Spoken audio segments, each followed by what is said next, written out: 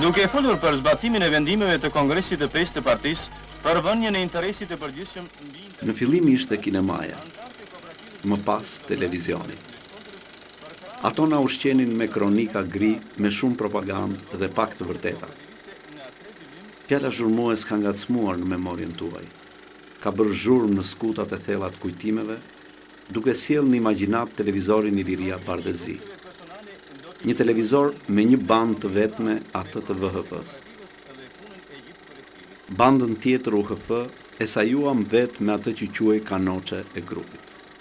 Kështu nedve ngrinim antenat dhe mundoheshim të eliminonim zhurmuesin e kanaleve të huaja televizive. Po cili ishte zhurmuesi që bënte lavazhin e mendjeve tona?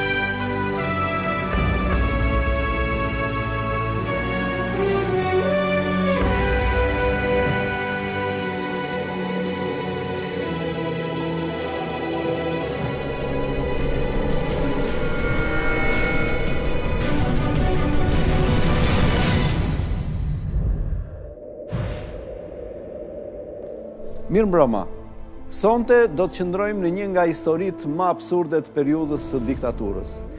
Një rrëfim i cili kalon kufijtë e Shqipërisë në histori me zhurmues. Bëhet fjalë për Agllaia Zoto, një personazh i cili përjetoi momente nga më të rënditëse dhe nga më të çuditshmet.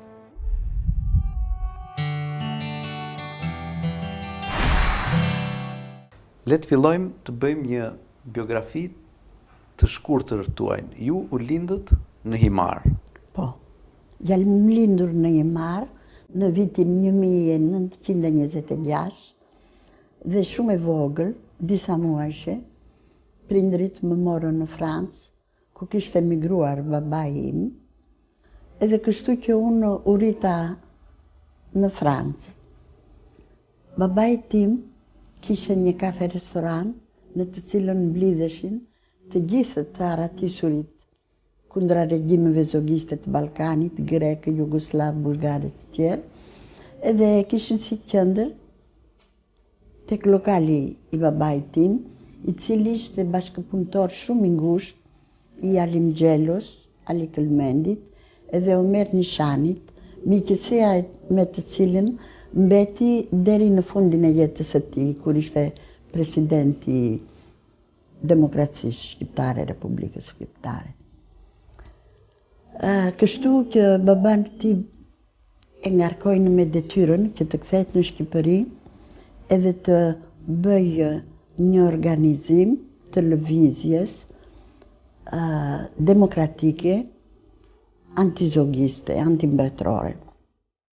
Duke ardhur në Shqipëri, ju normalisht ishit një vajzë e rritur, duhet vazhdonit dhe studimet, shkollën. Po, unë kisha bërë shkollën fillore në Francë, edhe me që nuk u dija shqip, se flisja frëngjishten edhe shumë pak grekisht, babai im i cili e kishte të vendosur që unë të mbaroja studimet të larta, mendoi që duhet të mësoj për të parë gjuhën shqipe mirë dhe prandaj më dërgoi në Vuno, ku ishte i vetmi konvikt vajzash në Shqipëri në atë periudhë, edhe unë atje mësova brenda një viti edhe gjuhën, po dhash edhe shumë provime, gjë që bëri përshtypje në Ministrinë e Arsimit, e mori vesh edhe zogu edhe më dha bursë për në Institutin Femëror në Mbretëresh.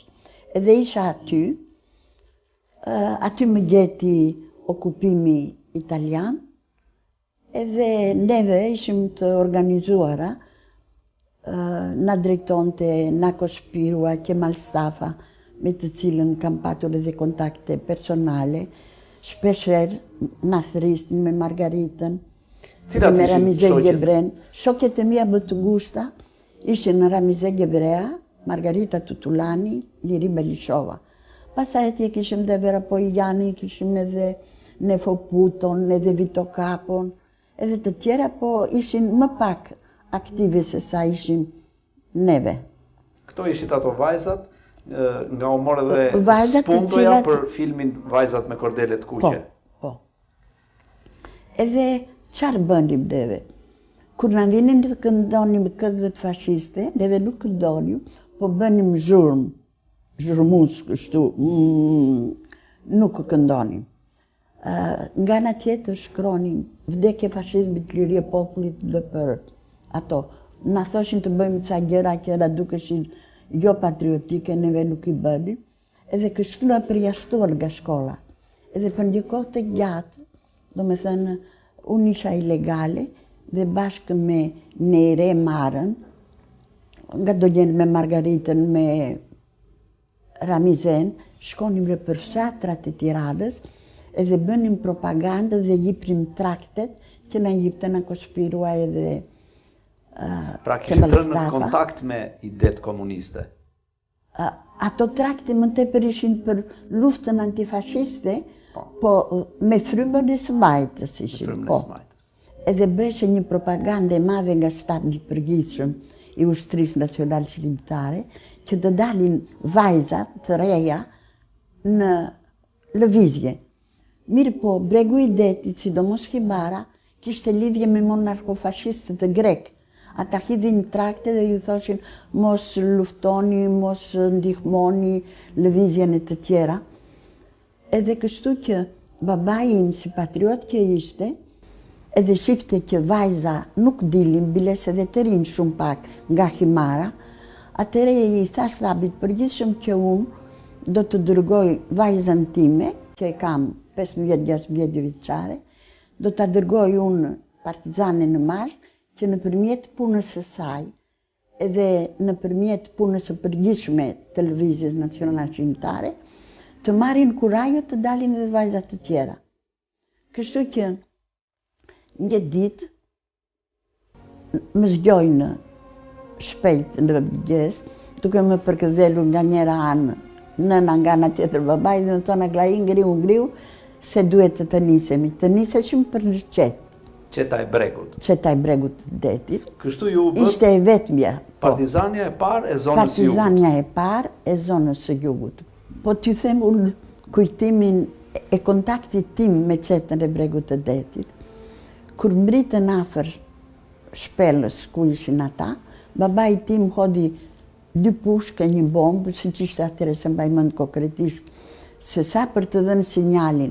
Dhe dollën partizanët, erdhen, u takuam, u përshëndetëm, edhe natën e parë që do të flinim në një aur, i cili ishte gati 1,5 metra me 1,5 metra, ata ishin 7 veta edhe unë 8, edhe më tha Milela koleka, ti do fleshta këtu në rrezën e murit, do kthesh fytyrën nga muri dhe shpinën nga mua, tha, dhe unë do të kthej shpinën, tha, dhe me radhë mbas meje partizanët e tjerë, do kalojmë natën.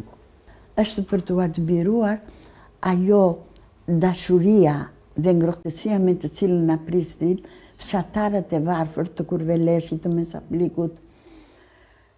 Ndalin kafshitën e gojës e ndalin me neve dhe fëmijët i mbulonin me kuvertë të mos shifnin që anim neve, se s'kishin që jipnin dhe atyreve. Neve na quanin zona e parë operative Vlorë Gjirokastër. Edhe atje ishin udhëheqësit më të mëdhenj të Lëvizjes Nacionale Qëllimtare, Ishte Spiro Koleka, ishte Isni Kapua, ishte Manush Miftiu, ishte Kadrias Biu, me të cilët isha në marrëdhënie shumë të ngushta pune me ta, se kudo që shkonin edhe kudo që bëshin mitinge, më ftonin edhe mua dhe më thoshin Aglaia, ti nesër do flasësh mbi këtë pikë. Dhe kur vinim në mitinge që mblidheshin nga fshatra të ndryshme edhe vinin me qindra fshatar, unë flesja pa letër, ndërsa këta udhëheqësit e mëdhenj e kishin të shkruar edhe flishin. Dhe prandaj me kishin nxjerrë mua emrin Bilbili Jugut.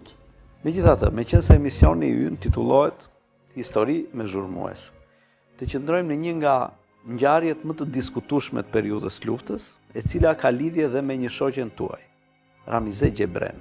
Po, shoqe shumë e ngushtë.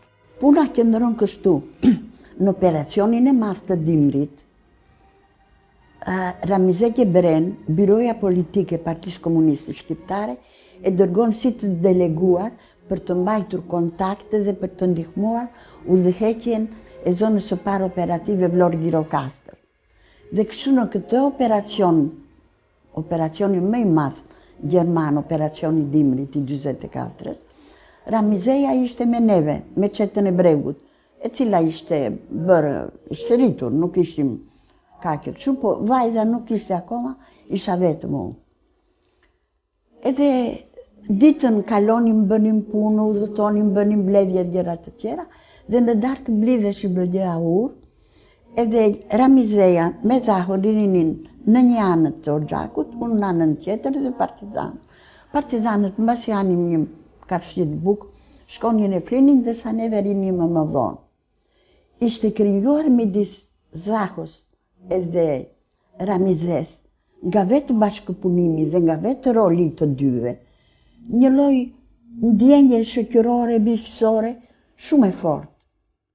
Por ato akuzat që i kanë bërë Ramizes, unë i them me vendosmëri, i them me sinqeritet, vë dorën në zjarë, si themi neve shqiptarët, që nuk ka patur gjë erotike.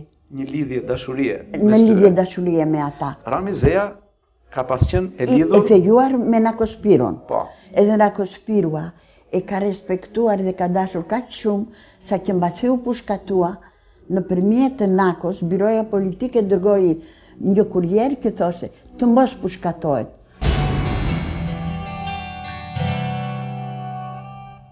Ishim bashkë.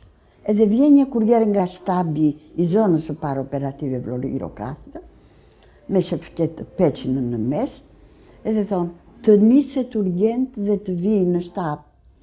Të nesër më vjen një kurrier tjetër, edhe thotë, Zaho Koka dhe Aglaia Zotë të nisen urgjent për në Rabic, për në shtabin e përgjithshëm.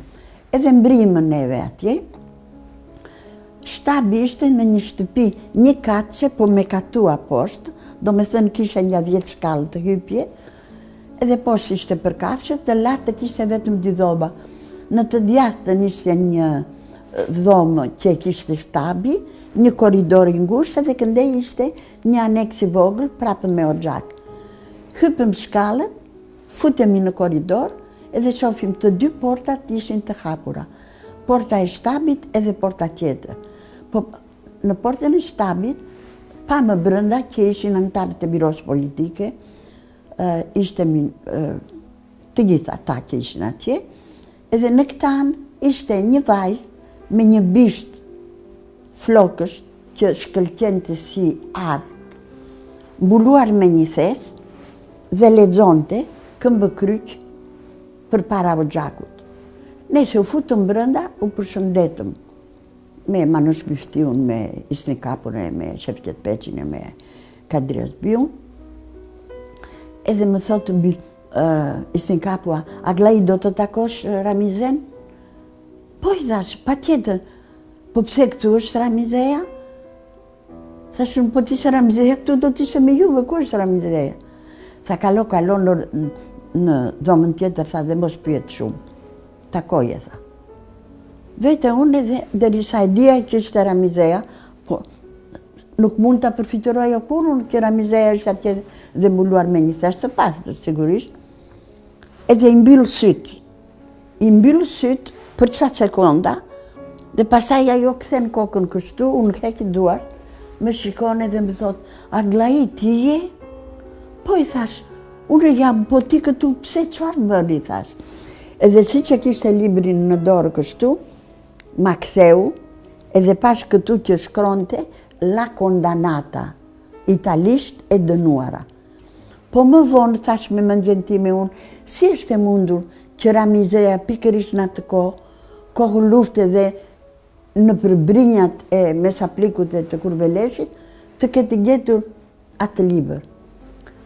Si që mora vesh, nuk na thanë asgjë neve ata, na thanë që juve të dy do të shkoni të bëni mbledhje në filan fshat, për Karshi, një kilometër larg, edhe nesër do të ktheheni. Edhe neve u nisëm. Juve dhe Zahën? Unë me Zahën, vetëm dhe të dy. Edhe të nesërmen kur kthehemi, takojmë në rrugë 2 partizan, njeri kishe kuq gjaku sytë. Edhe i them unë, more shokë ti që të ka në sytë, vuan, ke së mundje në sy, apo ke qarë? Tha kam qarë. Po pse ke qarë? Vranë Ramizen. Po si vranë Ramizen, unë brë me pash. Dje e dënuan Ramizen, tha. E dënuan edhe sot e vranë. Po si e vranë? Ja tha, kishin bërë 2 skuadra në filan vënd, ishte një vënd i shtruar, po kishte një gremin atje, edhe 2 skuadra partizani, një këndej, dhe Ramizen e shoqëronin 2 partizan në mes midis të 2 skuadrave, edhe qonin drejt greminës, po para se të mbrinë në greminë 100 metra të themi, dhanë urdhër që ta godisin. Edhe godisin kush me mitroloz, kush me pushkë, edhe Ramizeja u goditë nga pas. Edhe ktheu kokën edhe tha, ua, që bët? Edhe kjo ka mbetur në veshët e të gjitha atyreve që ishin prezent, që Ramizeja nuk e dinte që do t'a pushkatonin.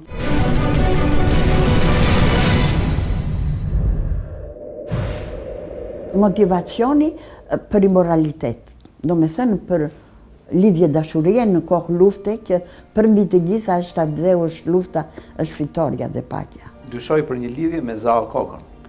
Po, për me Zahën, po. Në të vërtet, mes partizanëve ka pasur lidhje të tilla? Lidhje të tilla, dashurie nuk ka patur, por me gjithë këtë, kanë ekzekutuar edhe një vajzë tjetër, një partizane tribe, një bukuroshe nga Gjirokasta, duke akuzuar që kishte dashuri me të fejuarin. Se ishte atere koha drejt çlirimit, edhe thoshin të rinjtë të rejat partizan, po shpëtuam, po mbetëm të gjallë, e po deshëm, i japim fjalën njeri tjetër që do të bashkohemi, do të martohemi mbas çlirimit. Biles edhe unë me baba Qefaikun, që ishte edhe ai një trim i zonës së parë operative në Gjirokastër, më kishe thënë që Aglai do jesh dakord mbas luftës, po do, dhe i kisha thënë unë po. Po një po do me thënë platonike kështu, edhe një bes, një fjalë, e dhënë. Një fjalë shqiptari. Çlirimi i vendit, ku ju gjeti? Çlirimi i vendit më gjeti në Vlorë. Mua si mbas çlirimit me njëherë, mua me emëruan në krye ministri drejtoreshe statistikave shtetërore. Po pastaj me njëherë 500 studenta na dërguan me studime në Jugoslavinë e Titos, në Beograd, edhe mua më thirrën Akospirua edhe më tha që Aglai do të dërgojmë për studime jashtë shtetit, edhe më ka thënë shoku Enver të them që do të dërgojmë për mjekësi, që të bësh një hirurgje e mirë dhe të ketë partia pranë saj. Thash unë për mjekësinë asnjë mënyrë. Po tha kjo është fjalë e prerë, është fjalë e Enverit, tha, edhe jenë në listë. Do shkoj të takoj vetë, thash. Vete unë dhe takoj dhe më thotë Enver Hoxha, thotë, e më Aglai që të soli, Thash unë për çështjen e studimeve. Pse tha nuk je kënaqur? Ti tha do bësh doktoresh dhe si të kemi patur e të kemi afër nesh. Deri tani duam të kemi dhe në të ardhurën. Do bësh një kirurg e mirë për byron politike. Në asnjë mënyrë i thash unë çobane bëhem, po doktoreshës bëhem. Qeshja ju. Po më thua, i tha, pse nuk do? Kam turp, i thash. Më tha, mos ke turp, po thuaj, pse? U detyrova dhe i thash, kam frikën nga mikrobet. Moja glej, i tha, më hodhi të dy duart këtë në supë, më përkjafoj e duke u shkryrur së qeshur, i tha. Moja glej, ti heroina, tha, ti shqiponja, tha, ti birbili jugut, tha, ti tha ke frikën nga mikrobet, tha, po ti s'ke patur nga fashistët dhe nga nazistët, tha duke shu. Po mire, tha duke shde për parsin e barë, po pse i thash unë nuk futen brënda, aq më tepër qeshja i nëzë. Keni mishkuat në Jugosllavi Kemi histori për të studiuar aty. Po.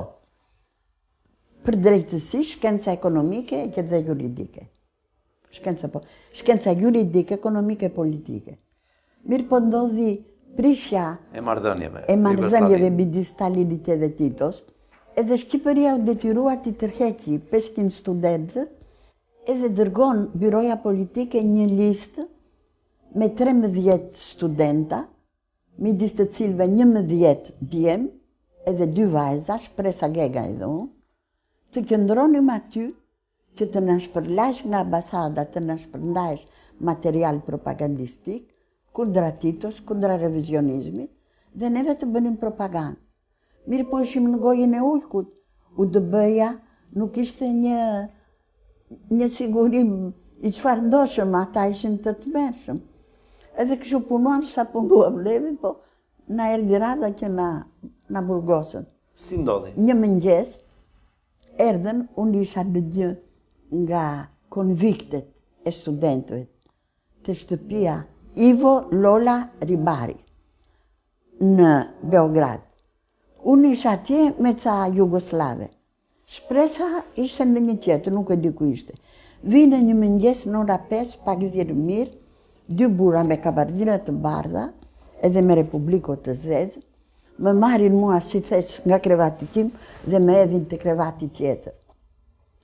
Edhe nxjerrin nga xhepi thika dhe gërshëra dhe fillojnë të qepin jesteke, dysheke të gjitha, kërkonin materialin propagandistik, po atje gjetë shefsheura glaia se gjinte asperedia.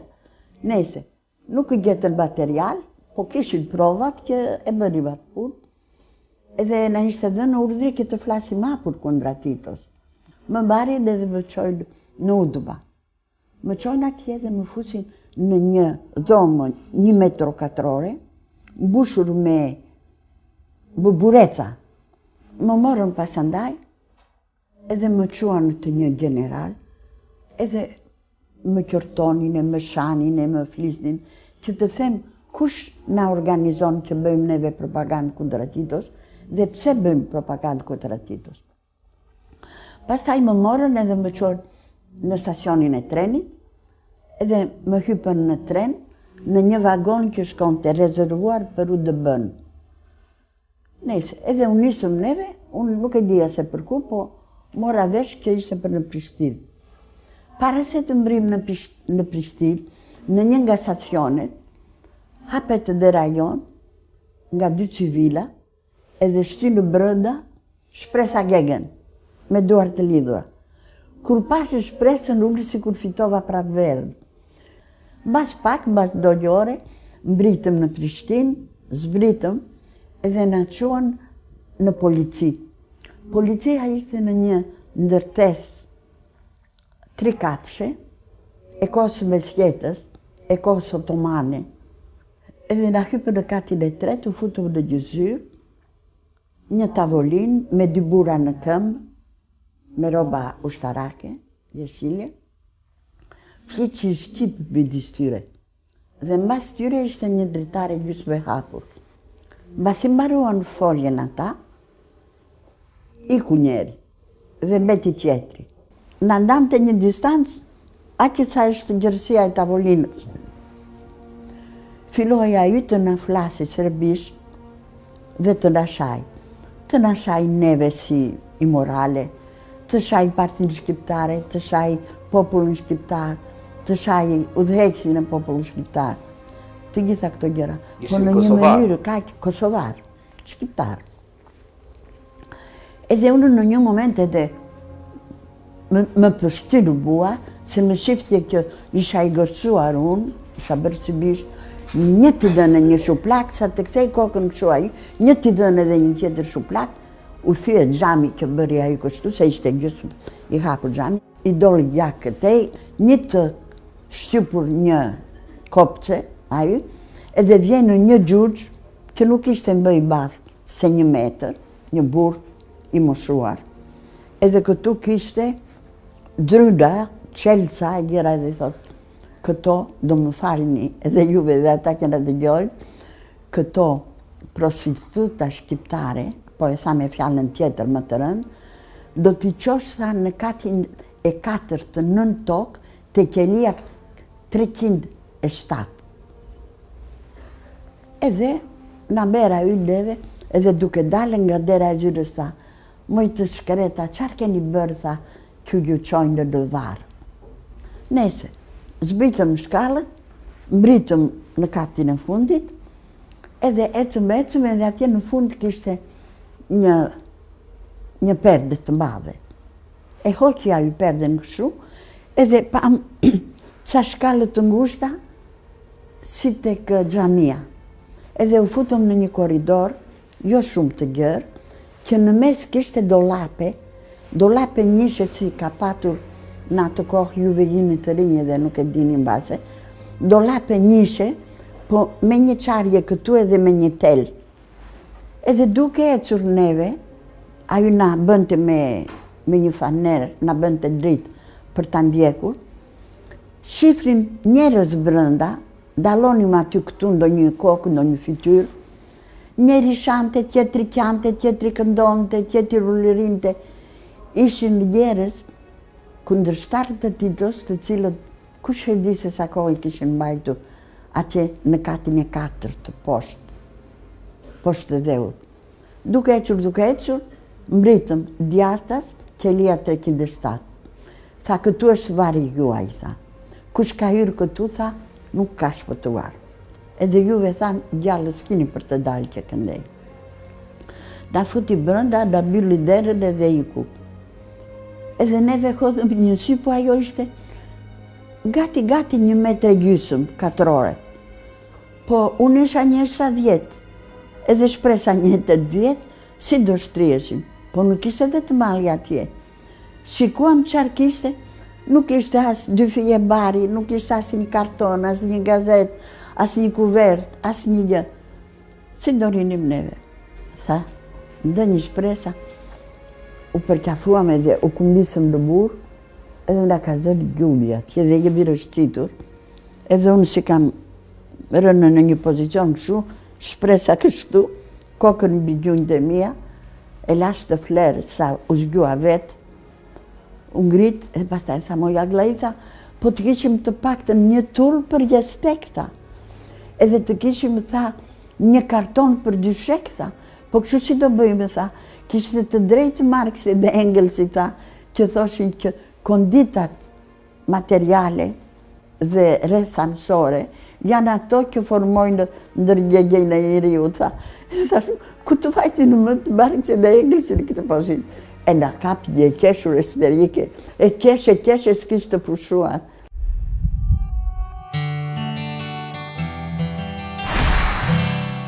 Edhe na torturonin, na jipnin edhe grushte, na jipnin edhe shuplaka, na jipnin edhe të shtyra që pse nuk ju thonim kush na organizon. Edhe na sillin një shishe ujë për të pire për të larë 2 veta. Edhe një kovë për nevojat personale, edhe kothere bukë që ju mbeteshin ushtarëve të degës së brendshme. Edhe një ditë vjen xhuxhi dhe në flet shqip, thot, sot për juve kam një dhuratë të madhe. Po shqiptarë je more maskaraj, tha shpresa, shqiptarë je dhe në flishje, serbishtë deri tani, po tha, kosovar jam, shqiptar jam. E janë i tha. edhe dera e badhe e hapur, thotë shifria të vëdë atje dera, tha. Po i shofim. Po tha, shkoni atje, tha, dhe zhdukuni. Si të zhdukemi, tha preve. Dëgjoni mua, tha, shkoni deri atje, tha, dhe zhdukuni, ikni, lërgoni i të këndej. Edhe neve që duke ecur dhe duke kthyer kokën nga pas, se mos na ndikin, mos ishte provokacion. Edhe shpejt që të largohemi, dolëm në trotuar. Shikojmë majtas edhe shofim si hu një të ri, që rinte kështu e kishte të hubur. Ishte shoku i jon, ishte Kasëndemi, një çam student, një yll, nga më të mirët në universitet. Edhe ai student në Jugosllavi? Student në Jugosllavi e kishin marrë, po si duket i kishin bërë tortura më të mëdhaja se sa neve. Edhe kështu ai kishte pësuar tronditje psiqike. Tronditje psiqike. Ndërka që sa neve luftonim me Kasemin, qëndron përpara neve një karrocë plekrash e qytetit, me një kalë rakitik edhe me një njeri të moshuar. Donim zërëm, hypëm në karrocën e plehrave dhe morëm rrugën. Në përkodraj, në përkodrinaj, në përsa mbritëm në një vend më të lartë, atje si duket ishte kufiri shqiptar o serb, ndërka që nga leja e qenëve erdhën ushtarët, mbas ushtarëve erdhi një oficer. Ai oficer bëri dorën kështu edhe më shikoi drejt në sy mua dhe tha, mos jagla i azoto, tha. Po thash unë jam. Po ç'neti këtu edhe që këtu. Thash unë historia është e gjatë, po na dërgosa më parë në Tiranë. Ku jeni më rëderëzi juve për Tiranë, tha. Juve duhet ju fusim, tha, në kazanë, t'ju lajme, t'ju veshim. Nga ju njohu ky njeri? Më njohu sepse ishte përgjegjësi i një pjesës të vogël të mesaplikut, Asane Kjuani. Në kohën e luftës? Në kohën e luftës, po. Në Tiranë e mori veshën veri që jebi kthyer, se ishte bërë çështje edhe në Ministrinë e Jashtme. Bënin nota se që bëndi Ministria e Jashtme atëre, për neve dhe na kërkonte. Sepse s'dinin fatin tuaj? Jo, dinin, nuk e din të as daju a im që ishte ambasador. Ishim të zhdukur neve, na kishte zhdukur ky UDB-ja.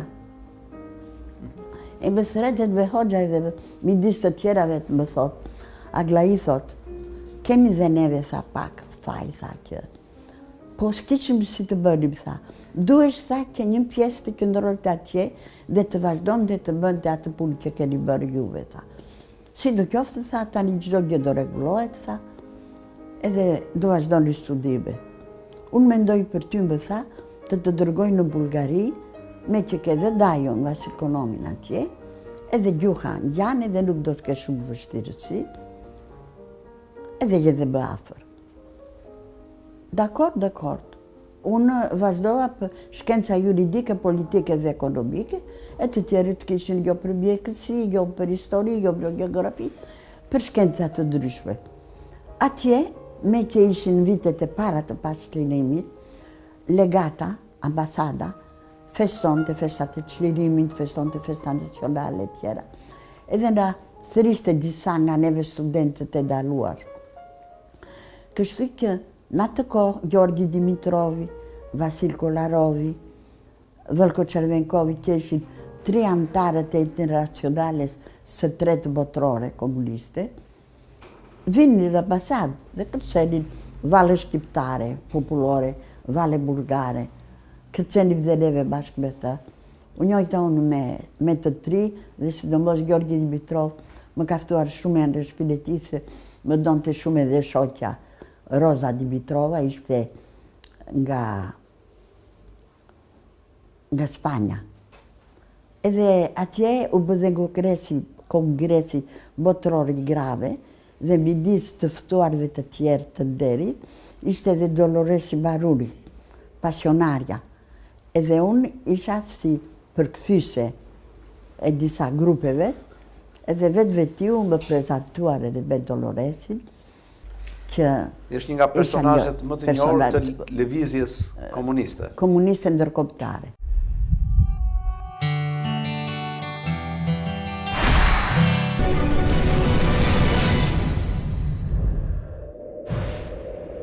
Pasi u kthye nga studimet në vitet 50, Aglaia Azoto filloi të ngjit shkallët e karrierës deri në nivelin e prokurores. U ktheva në Shqipëri si juriste, po me Bill Klosin ishim shok lufte. Dhe sa erdha tha ai, me që kam mbaruar Aglaia për drejtësi, do ta marrun në Ministrinë e Drejtësisë dhe me emëroi si drejtoresh të sektorit juridik të Ministrisë së Drejtësisë. Mirë po unë nuk las reaten Verhoxhën dhe Manush Biftiun e Istikapun, shkoja dhe ju thosha, dua të bëjmë prokurore, derisa u mërzitën ata që shkoja shpesh, e thanë, mirë, do të çojmë, po pse do? Thash unë se gjatë kohës së luftës, shifja ata ballistët, të cilët të tradhtonin atë dheun edhe digin shtëpirat edhe bashkëpunonin me Gjerman, edhe dua do me thënë të jem akuzatore, të dënojmë. E nese, me që vendosën ata, i telefonojnë Aranit Qelës, edhe i thonë Aranit po të dërgojmë Aglainë, do të bëhet prokurore. Prandaj kije parasysh edhe rregulloje ku duhet si duhet. Kur vete unë atje, shok lufte ishim, me kuaj iknim edhe shkonim nga një fshat në një fshat me Aranit Qelën. Edhe më thotë mua, u bëra unë, tha, budalatët të qoj tyja, tha, në përzyra, tha, dhe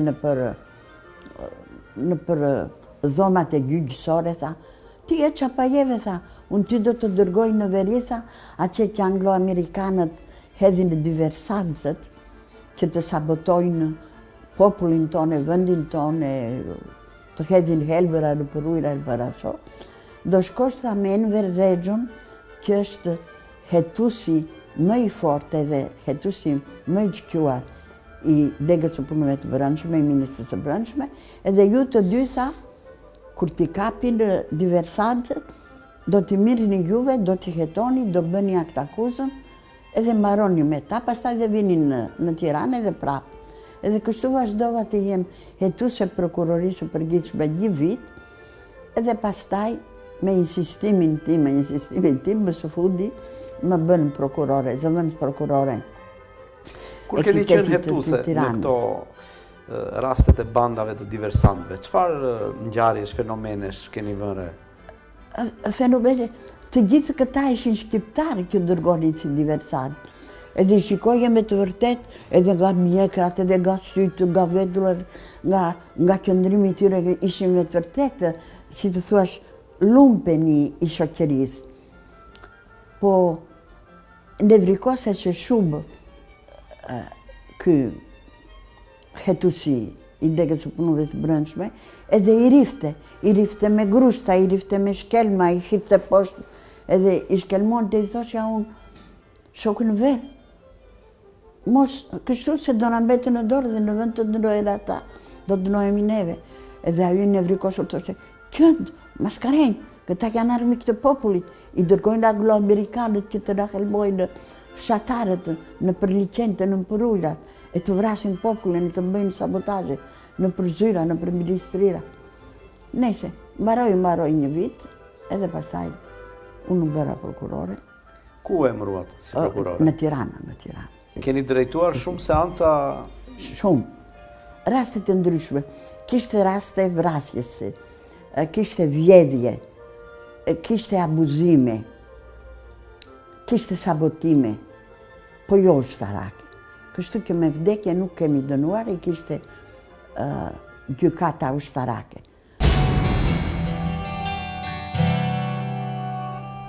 Pesdhjetë më threten Verhoxha në zyre dhe më thotë që Aglai në Nuraninë, thotë, si veterane që është edhe shumë e moshuar, do të dërgojmë në Bullgari, që edhe të vizitohet, edhe të shkojnë në një senatorium të bëj pushime. Po. Në nëntuaj, do me? Në nëntime. Po unë tha mendova, me që ti ke studiur atje, dhe me që në Nurania mund të ndjehet më mirë me tyja që të ka vajzë, se sa me një njeri të huaj, unë mendova të propozoj, ti si thua, e pranon, e don, I thashun për mua, Që ta ndere shoqëroja. kënaqësi, që të shoqëroj nënën time. Edhe nese bëbë dokumentat me ikëm neve, mbritëm në Sofje, zum hotelin. Edhe vli thash nënës time tani, ti pusho, unë do shkoj në prokurorinë e përgjithshme, që të takoj prokurorin e përgjithshme dhe kolegët e mi. Jo, tha sot, lere për nesër, se një lodhur. Jo, thash, nuk jam lodhur, jam shumë e gëzuar e kënaqur, do të vete tani. E lashën në hotel, edhe vete në prokurorin e përgjithshme, është një nga palatet më të bukura të Evropës. Kanë punuar 40 vjetë, 4.000 veta që e kanë bërë, edhe është dërtuar për palat drejtësie, prandaj salat e gjyqit janë madhështore, edhe gjithë ambienti atje. Nese, hypun në katin e 4, tek prokuroria e përgjithshme, prokurori i përgjithshëm, një gëzim të madh, mo Aglai, mo Shqiponj, se mua nuk më thoshin Aglai, po me që isha shqiptare dhe isha nga Shqipëria, edhe Shqipëria është vendi Shqiponjve, më thoshin Shqiponj, Orlica. Tot mi se ke ardhën në adeullë tonë, moj Orlica, nese. Edhe mbasi mi se duam, ku jam, si jam, qarë bëjt, me shpire. Më thotë, e di tha Aglaia, tha, këtu tani kemi një simpozium, tha, me tërë, po nga Shqipëria nuk kemi, tha. Edhe me që ti të dimë, tha, që je qapajeve, tha, edhe do mund të kryesh këtë punë, të përfaqësosh drejtësinë shqiptare. I them unë, po, me kënaqësi, po, unë nuk mund të marrë këtë përgjegjësi pa marrë vesh me ambasadën. Ose ambasadën tha e kam mik ambasadorin. Ngre telefonin edhe merr Vasil Konomin. E thot, shije Çamaroken, tha, në vend të tha që të vimë për para të Gdaju, tha, ka ardhur më për para në prokurorin e përgjithshme, nese, mi disfira një bisedë kështu. Edhe tha, dakor jemi, tha, që të përfaqësoj Shqipërinë, po duhet të vi nga ambasada, të japim ca udhëzim. Edhe zbresun poshtë, edhe them të kaloj tek prokurori ku kam bërë praktikën gjyqësore për të marrë diplomën e shtetit. Ai ishte Angelov, quhesh. Shoh unë në derën e tija, është Zdravçev. I bie unë derës edhe shoh Dimitër Zdravçev, i cili ishte një nga të 13 që ishim udhëheqje e studentëve të huaj, e biros studentëve të huaj në Sofje nga 32 vende. Ishin 11 djem edhe 2 vajza, një bukuroshe ungareze edhe unë shqiptarja. Do me thënë të tjerët ishin të gjithë meshkuj. Pra ishte një njohje vjetër. Ishte një njohje vjetër, po ai neve të dyave që të gjithë na flertonin e të gjithë na donin afrimin me neve, ai s'na e varte fare, vetëm që kur e përshëndesnim, ta thoshe një përshëndetje kështu sikur e hithte për tej. Kur e shofun atë, me atë fytyrë të rumbullakët, i qeshur edhe duke ardhur nga tavolina e tij drejt të derës, më citon një kuplet të vogël nga vjershat e Hristo Botevit, që Hristo Botevi është një nga poetët më të mëdhenj bulgar me famë botërore. Dhe nga vjen shqiponj ti, nga vendet e bukura të largëta e të tjera. E më thot, moj Aglai, po, ti ku si? Edhe i thashun kështu, i tregova historinë. Edhe, mbasi pim kafen, thot, dalim tani, thot, kam qëtë të kjerase në një kafene tjetë. Jo, i thashe pret në Naime.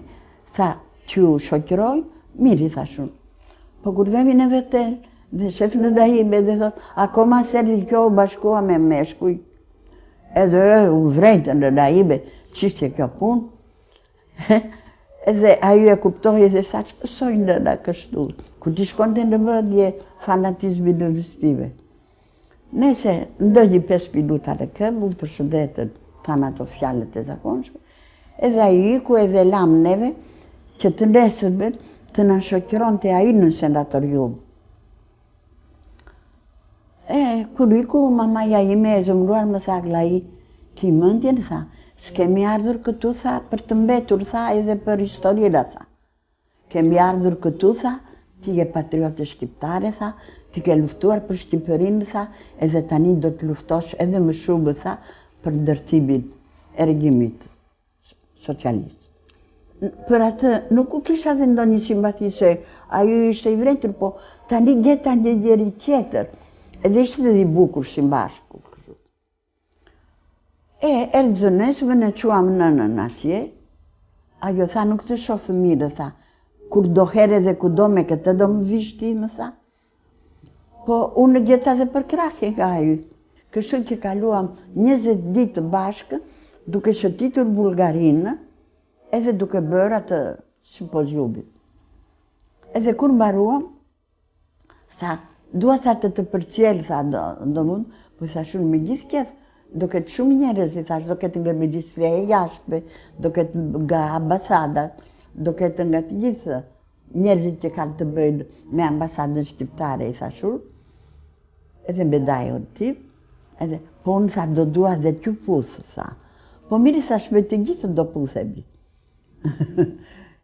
Edhe nejse, kur erdi dita, erdi ajo i garkuar. Kishte 2 kuti, një për nënën time, me gladiola të bardha, një buket kaq të bardh, edhe një kuti të vogël kaq, edhe me 30 të trandafila të kuq. Po në këtë kohë, ajo duke më vënë buketën e luleve në krah këtu, edhe më puthi. Mama ja ktheu kokën edhe e pa. Ajo këshu kotë sepse e ndjehu që do më përcilte deri atje. Edhe futemi brënda neve, rimë në dritare, edhe i përshëndesim njerëzit, një nga një u larguar, edhe mbeti vetëm duke na përshëndetur me shami i fundit, Dimitri Zdaçevi, mbeti sa u zhduk në horizonte edhe ajo, edhe kështu mamaja, unë bas 15-20 minutave më tha, ti me mua s'ke për të thënë ndonjë gjë, tha? I thash, qarë të themën mama? Po thotë, nuk je kurioze të shofish çam na ka sjellur, thotë, simpatizanti yt? Edhe kështu me inat. Edhe i themur, mirë, ta hap unë apo ta hapësh ti më përpara? Hape ti, më tha. E hapun një kuti kaq, edhe kishte një varse, një undazë, edhe një bizulik. Edhe më tha, e tha, të thashun që mos u ngatrot, i tha, po ti je ngatruar, ajo ti ka hedhur zinxhiret, tha. 2 zinxhire ke, tha.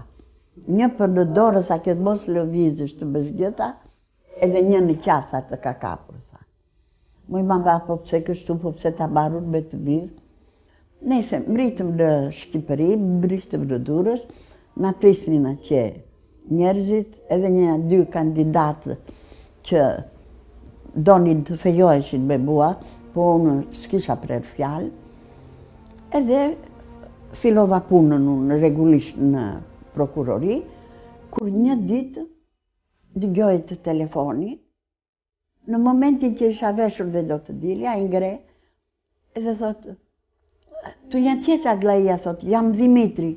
Dimitri, thash, po ku nga Sofja? Jo, tha, jam në Zvicër, tha, edhe kam marrë vizë edhe për në Tiranë, edhe dua shumë të vite të takoj. Më pranon, edhe më pa menduar entuziazmuar me njeri dhe më po si me gjithë kef të urdhrosh. Mirë po, si ta rregulloja me maman unë tashti. Edhe nese vete në shtëpi, edhe banonim bashkë me vëllain tek lagja Alidemi në Tiranë. I them kështu e kështu, nesër në ora 10 mbrin aeroplani nga Zvicera edhe duhet të dalim ta presim. Një të marrëveshun me Liri Gjoligun, që e kemi tolur ka barku shullirin e parë, Timin, djalin në tezës, po jemi edhe shoqë punë kështu, edhe Violeta Manushin, edhe ca të tjerë njerëz plot familjar kështu, edhe presim Dimitri.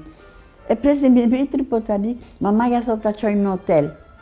Unë i them ta mbajmë në shtëpi, vëllai tha ta mbajmë në shtëpi, se derisa kemi mundësira, e mbajtëm një natë në shtëpi, dhe të nesërme ai thot, dua takim me Enver Hoxhën. Po nuk thotë pse, dhe nuk ka marrë mendimin tim, po mbas edhe ka kuptuar që unë e kam simpatizuar, ishte një gjë si themi kështu, një gjë rufeshme, një kjo kur e pash në zyre dhe filloj të më këndoj këto edhe, ku di unë se sa, ndjeva diçka kështu në zemër.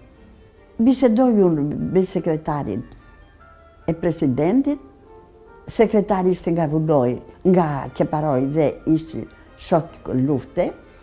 Me njerë i thotë shokut e Enver që ka ardhur një bulgar, po një bulgar, do me thënë, një kuadro e lartë nga Bulgaria, e kështu, tha, është tha nga vendi Dimitrovit, tha, unë Dimitrovit, tha, e respektoj shumë. Vëre, tha, për nesër në orët 10. Erdi dhe e mori bashkëpuntori i parë. E mori e qoj i lartë, neve prisim 15-20 minuta, po ajo vazhdoj një ore ca. Edhe më së fundi, kur e shofim që zbret aty, për krahu e mbalte sekretari, edhe sa afruan edhe erdi ka afër, tha, Aglaia, tha, për para këtyre shokëve, tha, në qoftë se ti më thua po, jam i yti. Beta e kam i të qpunu nga ka bërë këtë tani, thash me vete. Edhe nese, u përshëndetëm prapë me ata, edhe tha, unë tha kështu e kështu, fola tha me shokun e Enver, kërkova dorën tënde, tha. Mirë tha, po, ajo më bëri disa pyetje. Enveri e pyeti dhe i tha, mbasi biseduan për çështje politike, për Dimitrovin, për shëndetin e tia, për punët politike të Bullgarisë e programet e të tjera, i tha, më thoni Zdravçev, çfarë ju solli në Shqipëri, bukuria e Shqipërisë apo bukuria e Aglajisë? Ai buzë keshi dhe tha, bukuria e të dyjave. Jo, tha Enveri, nuk jeni sinqer, tha, dua me sinqeritet më thoni. Unë, tha, them se ke ardhur për Aglajin. Po, tha, për Aglajin. E përqafoj Enveri kështu, qesë në nesër. Mirë, tha, do të përpikemi, tha, të realizohet të ëndra juaj. Enveri tha, ku do të keni vendin e rezidencës? I tha, se mund të qëndroni këtu, tha, edhe mund të jeni sigurt që nga ana profesionale, ideologjike, shoqërore, thot, do të përparoni si në vendin tuaj, se neve me Bullgarinë jemi 2 vende motra, që nuk do të keni asnjë vështirësi po sa të mësoni gjuhën. Edhe Dimitri tha, nuk mund t'ju përgjigjem me njerë, tha, vetë se mbasi të më lejoni, t'u them një barcolet të vjetër bulgare. Pa të dëgjojmë, tha Enveri. Edhe tha, bulgarët e vjetër kishin kapur një dhelpër, dhe filluan të dhjepin dhelpër, në thot që nga këmbët, edhe kur erdhën dhe qafa i tha në dhelpërës, e moj zonja dhelpërës, si ndjen vetën tani? Edhe ajo përgjigje dhe tha, jo më keq se sa dhëndër kolovar. Kur i tha kështu, Zdravçevi Enveri e përkafuoj, u shkriu së qeshvi. E po mirë halal qoftë, tha. Ku të doni, tha, vetëm me një premtim që do të më jepni, se Aglaia, e cila është një kuadro me perspektiva të larta, edhe partije, edhe profesionale, edhe shoqërore, do ketë rrugën e hapur edhe atje, sikur do ta keni rrugën e hapur edhe juve po të mbeteni këtu. Ju premtoj, tha, që nuk do ketë asnjë pengesë, edhe do zhvillohet sipas mundësive edhe aftësive të saja. Ai ndonjë 2-3 ditë edhe iku. Mbasi iku më thret Enver Hoxha edhe më thot, kështu e kështu ka ardhur një bulgar, thot, dhe ka kërkuar dorën tënde, tha. Po unë i premtova që do bëj çmos që realizoj dëshirën, po nuk jam i sigurt se duhet të mbase të vë vetën. Sepse në atë kohë? Sepse në atë kohë ligji ndalon të martesën e kuadrove të larta që t'ikin jashtë shtetit. Edhe kështu, erdi dita që ika, përshëndeta në Byroja Politike, si thua, mori vendimin që ju të keni lejen të martojnë, për të martuar në Bullgari. Për të martuar. Kjo ishte edhe ajo që qetësoi edhe nënën tuaj, besoj. Nëna ime nuk u e aprovoi martesën. Nuk më dha bekimin që japin nënat kur martohen. sepse më tha, po t'ishe patriote e mirë, tha, për një burr nuk do lija dhe unë në një kohë që ka nevojë për kuadro si ti. Edhe e kisha pishman që nuk e kisha bekimin e saj. Në Bullgari isha e nderuar, kisha lavdi, pushtet, sukses, lumturi familjare. Punuat në profesion apo jo? Po, në profesion. Prokurore e qarku, me gradën prokurore e qarku.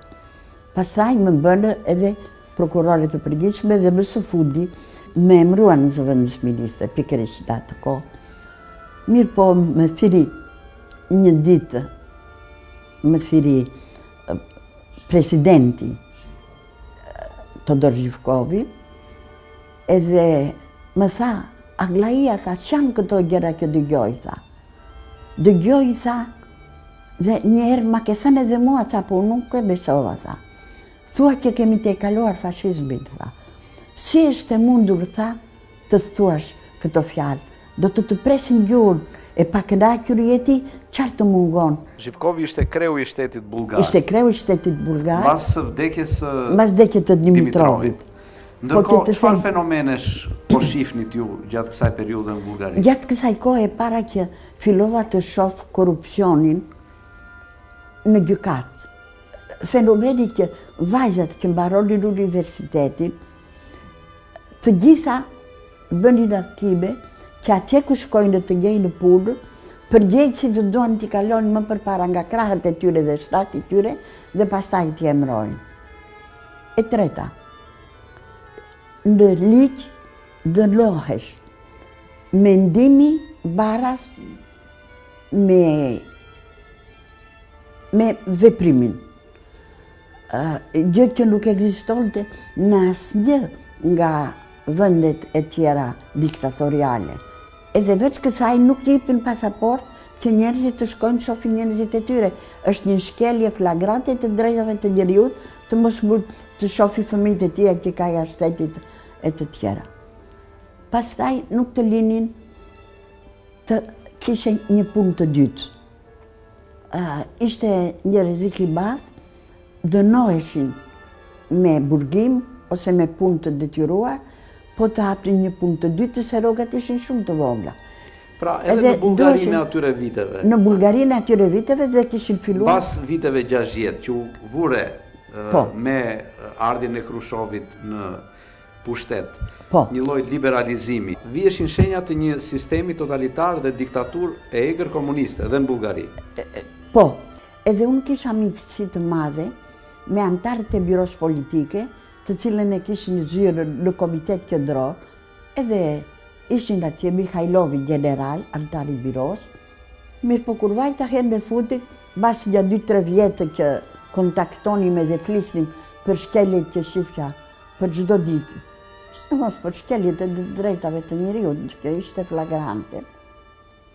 Më tha generali Mihajlovi, më tha moj, Aglaia tha, deri tani jemi përpjekur që të bëjmë ta. Po tani tha, e keqja, gabimet, korrupsioni, kriminaliteti, e të gjitha këto që kanë zënë pak e pak, fole në girin tonë, në girin e partisë, në girin e pushtetit, na qojnë në neve, tha, si ato kucurat të rënjët e çkureve që i merë një rëke që vjen nga mali poshtë, tha, edhe zdim ku do daloj me çfarë do të bëhe. Edhe kështu, kur më thiri mua, Zhivkovi, mbas kësaj, Zhivkovi më tha do të presin gjuhën, më kërkoi tesën e partisë, nuk ja dhash tesën e partisë, i thash, s'ma keni dhënë juve, do t'a jap atje që më kanë dhënë, do me thënë të komiteti partisë. Edhe do të presim gjuhën, tha, do të shofi shtita, çfarë do të bëjmë, unë i përplas derën, pa i thënë tuja tjeta e miru parqeve të tjera, me një mënyrë jo të njerëzishme, jo gentile, këtë cita derën, i ka unë, po kur dola jashtë, thash Aglai, tani u futen e të thellat. Dhe me të vërtet, të njëjtë ditë më thirrën në komitetin e partisë, që ata komunikojnë kështu, edhe më thanë do dorëzosh tesën, tha, se të përjashtojmë nga Partia Komuniste Bullgare, në të cilën ke qenë e nderuar dhe e besuar, si armik e popullit, si e pa dëshëruar edhe si e rrezikshme.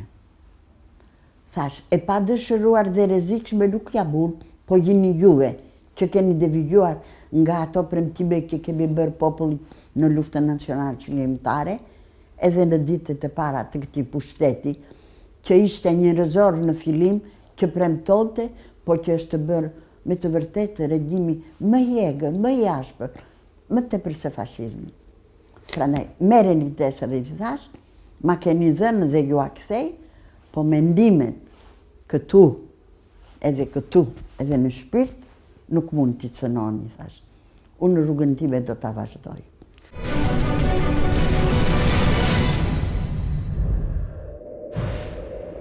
Ndërkohë me familjen tuaj, çfarë kishte ndodhur? Me Dimitrin. Me Dimitrin më kishte ardhur 2 herë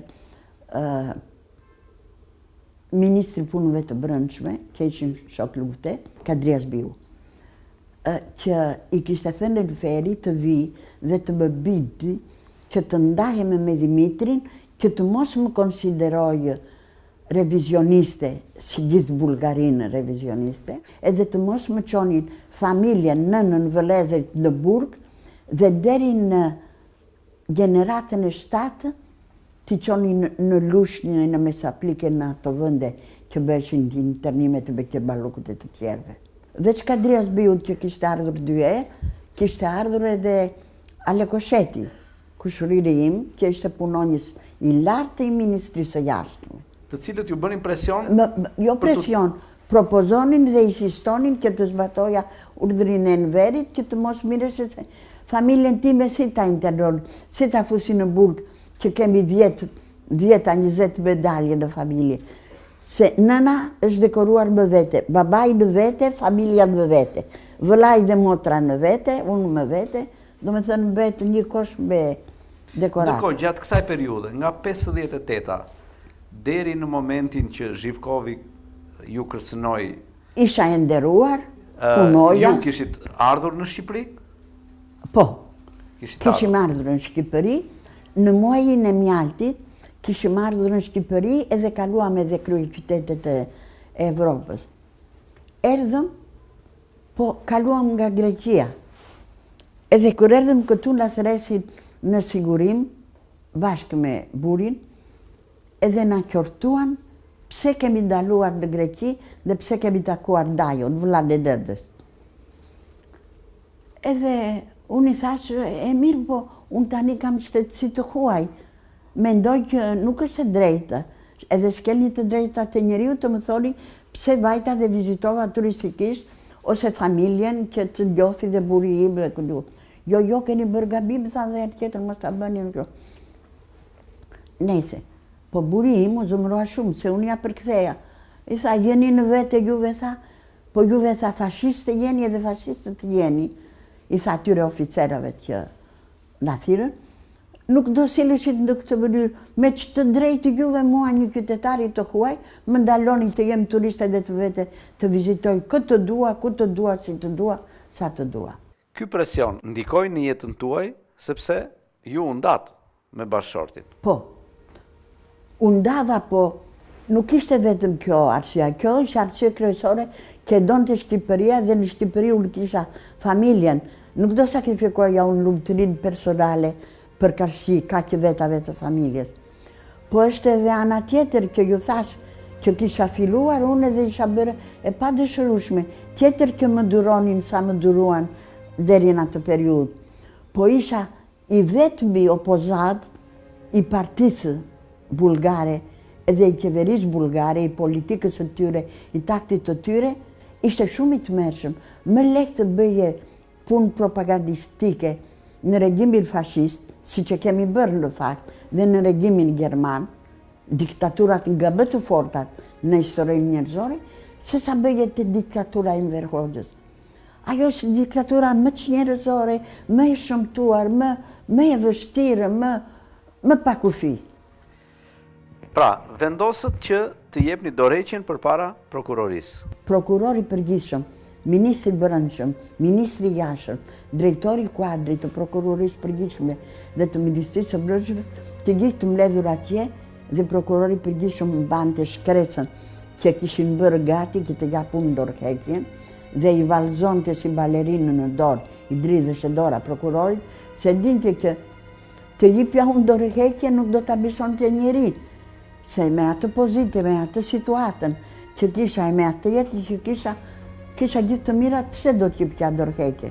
Por edhe të më përjashtonin, siç më tha prokurori i përgjithshëm, por nuk vëre në nënshkrimin me dashamirësi të japësh dorëheqjen, neve do të çlirojmë nga detyra, do të përjashtojmë disiplinarisht dhe në këtë rast nuk do mund të gjesh punë as të pastorosh shkallët.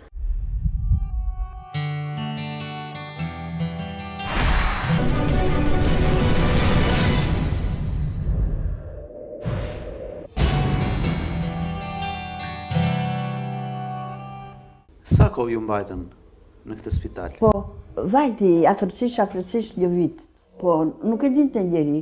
Po si arritët të dilnit që Një ditë që na kishin quar në një kongres, dolën profesorat edhe personazhet që do t'ishin në tribun, për një minut akademiku Uzunov vëri dorën kështu dhe me ngjiti gosh në syt tek mua.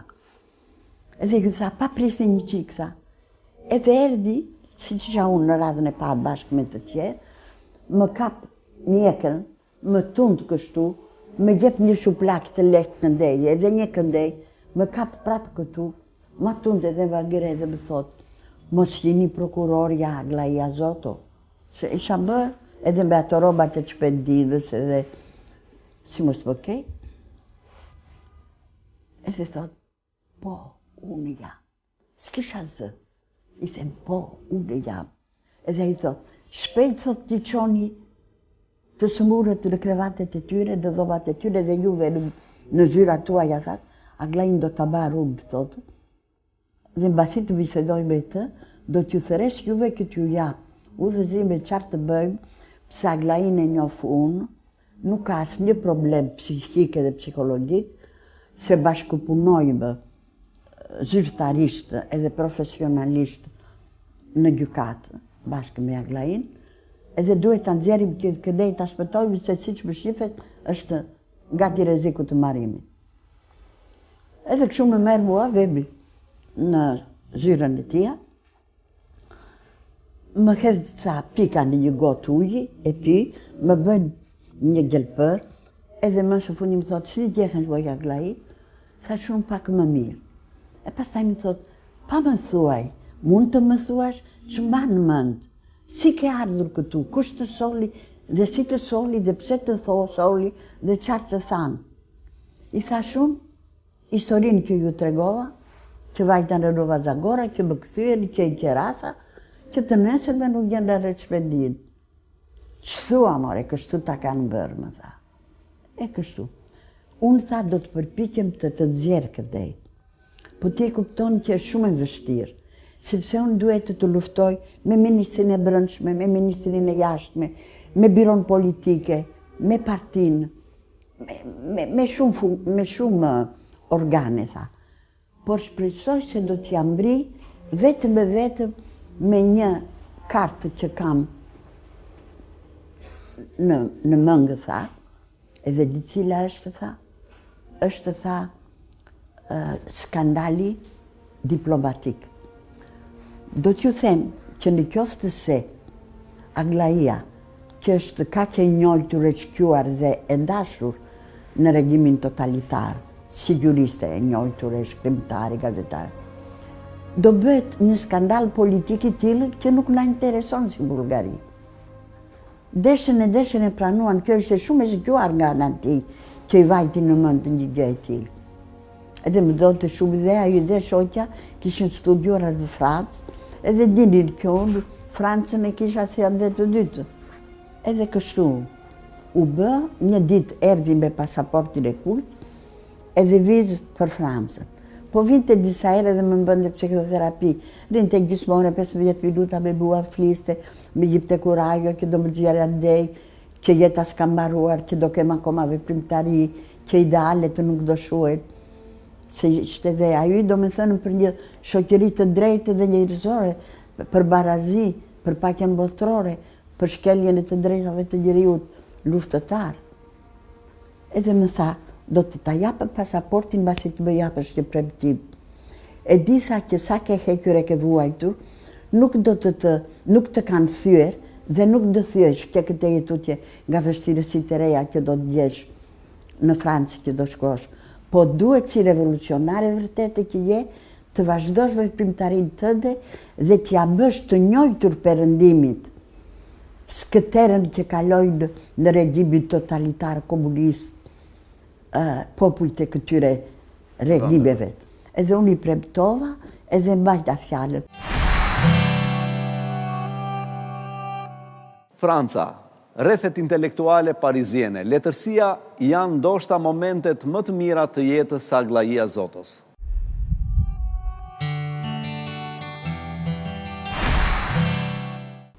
Unë isha dhe vajta në Francë, edhe mbrita në Paris. Edhe vendosa që të shkoj tek një avukat, Pierre Caldor, antari biros politike të Partisë Komuniste Franceze, që ishte edhe një nga avukatërit e Nelson Mandelës. Ka shkuar 2-3 herë në përgjigje, se gjykuar shumë herë Nelson Mandela, edhe ai shkonte falas si edhe shumë avukatët të tjerë. Edhe më mirë pritën se më donin, më respektonin, më njifnin, edhe më njifnin si njeriu në tyre, si njeri të smajtës. Po unë, si t'ju thosha që nga e mbajta, jam vëflakur, si leckë, si e rrezikshme, si e pa dëshërushme, si armik e popullit. Edhe mendova t'ju them se ishte pyetja e parë që më bën, moja Aglai ke ardhur si turiste apo për fare? Kam ardhur për fare. Po si është e mundur për fare të lësh lavdinë e pushtetin e gjithë të mirat që ke atje dhe të vish në një vend kapitalist që neve e luftojmë me mishë me shpirt. Edhe unë, pak me djallëzi, pak me zgjuarsi, mendova t'ju them që nga ndarja me burin, që nuk ishte dhe gënjeshtër, por nuk ishte arsye e kryesore. Unë ndava me burin, duheshe të ndaheshim, po ishte e mirë, po ishte të lumtur, po janë hollësirat të tjera edhe që nuk thohen me detaje, i thosha unë. Edhe ato nga që më ndonin dhe më besonin, më besuan. Edhe unë mbanova tek ata gati 2 vjet, më bën tërë dokumentat e vizës për të dënjur, më bënë si nënpunëse të tyre në njëre tjetër që të isha lirisht. Po unë kisha problem sa të mirja vetën nga vuajtjet e çmendinës, si kafshë eksperimentale, ilaçe, elektroshoke e të tjera, të filloja veprimtarinë për të njohur francezët edhe Evropën me skëterën e regjimit të totalitar në vendet e Ballkanit. Fillova të jap intervista në radio, në televizor, në shtyp, edhe më vonë, jo shumë vonë, fillova të botoj edhe libra. Kam botuar mjaft libra në të cilat të demaskoj regjimin totalitar, ku me prozë, më me hollësira, e në mënyrë më të dukshme, po edhe me satirë, edhe me vjersha, me poezi. Kam botuar 7 libra në Francë dhe kam patur përkrahjen, si të thosh, mbrojtjen nga Ministria e Jashtme dhe e Brendshme, sepse KGB-a, një nga policitë sekrete më të rrezikshme, mos të them fjalën e keqe, se e keqe është, do me thënë kishin bërë tentativa të më kapin mua të gjallë bashkë me sigurimin bulgar dhe të më çojnë në Bullgari për të më dënuar me vdekje për arsye të propagandës dhe të punës të veprimtarisë time antikomuniste, antibulgare, antikomuniste. Ku i keni parë këto momente që KGB-ja ka tentuar? Po, Një darkë që ishte një takim ndërkombëtar në Odeon, në qendër të Parisit, afër Shënmërisë së Parisit, edhe më kishte ftuar dhe shoqëruar sekretari i përgjithshëm i marrëdhënieve kulturore Shqipëri-Francë, Yves Le Tourneur, profesor filozofie në Sorbonne. Edhe sa u kthyem neve, gjetëm derën e hapur, banoja në Rue de Seine, rruga e Senës, numër 32, në katin e 7, që andej shifja kullën e Eiffelit e shumë gjëra të tjera. Ishim, do me thënë, në katin e fundit, isha në mansardë, si që ka Parisi shumë mansarda, futem bi brënda, edhe qofëm të shpërndara kelke, xhama, porcelane, sepse kisha një aneks kuzhine të mbyllur me një portë kaq, edhe në tek aneks kuzhine kisha kondër bufe po të varur, jo me këmbë. Edhe ata kanë hyrë nga se dritaret e tjera i kisha të mbyllura dhe kanë kontrolluar se qatit e Parisit më të shumtat janë me lamarin. Edhe kanë ecur, kanë shikuar rreth e rrotull apartamentit, kanë gjetur dritaren e hapur të sofitës, si të themi ne, edhe si kanë parë bufenë, kanë kujtuar se është deri poshtë me këmbë. Kanë vënë këmbët atje, ajo është këputur, kanë rënë edhe ata, janë vrarë mbase, një qik apo shumë apo pak, edhe kështu që neve kur erdhëm e kuptuam, do me thënë që kishin hyrë. Dhe me që fliteshe kjo gjë që Aglainde e kërkojnë për ta dënuar atje, e si që më ka thënë kryetari gjykatës së lartë, Kristo Pavlov, më kanë dënuar gjoja në munges. Rasti i parë është që isha atje unë ngjitur me portën time, porta ime shkështu, edhe atje kishte ardhur një gjermane, Lilia e quanin, edhe kishte ardhur për të mbarë doktoratën edhe të bënte edhe një lloj specializimi të gjuhës, diçka e tillë. Edhe nga që kishte frikë ajo, po frikë kisha edhe unë, kishim bërë një vrim, kishim kërkuar nga portieri, na kishe bërë një vrim në mu dhe kishe lidhur një këmbor ajo dhe një këmbor unë. Po të ishte ndonjë rrezik, unë tërhiqja litarin, mbinte këmbora, po të ishte atje, edhe hapte derën dhe vinte tek unë, ose unë shkoja tek ajo. Edhe kur pashur në njehije që kaloi, me njerë shikoj në dritaren e dytë, shof që kalon edhe andej, edhe dera e hapur, futem brenda për qafojemi me Lilian, edhe rime në një cep, pam që kaloj dhe që andej, tham neve shpëtuam, se dëgjojshin edhe këmbët bi lamarinën. Policia sekrete bulgare dhe KGB-ja kanë kërkuar që të më kthejnë në Bullgari dhe me këto prova, me këto botime, me këto fotokamerat që mbarin nga televizorja të më dënojnë me vdekje. Ishte materiali i tepër, s'kishte nevojë për kaq shumë, me gjysmën e veprimtarisë time e mirja unë dënimin me vdekje. Kam qenë i vetmi kadër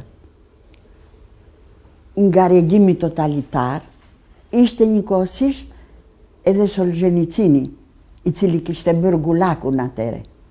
Dhe shtypi francez thoshte që librat e shkrimtares Aglaia Zoto, e kam dhe në dokumenta, base që një parë, kanë një vlerë edhe nga fakti që ajo kritikon zbatimin jo të drejtë dhe të keq të socializmit dhe jo ideologjin. Sepse vazhdon të ëndrojë dhe të aspirojë për formimin e një shoqërie njerëzore dhe të drejtë. Po të më thonë mua sot, e do atë regjim, do them ashtu si që ka qenë, kurën e kurës shoqëria njerëzore mos provoft një regjim të tillë si ai regjim komunist. 75 vjet Bashkimi Sovjetik edhe 45 vjet në demokracitë popullore, bëm një vrim në ujë. Kjo veprimtari që patët ju dha mundësinë që të njihni dhe shumë personalitete franceze. Po.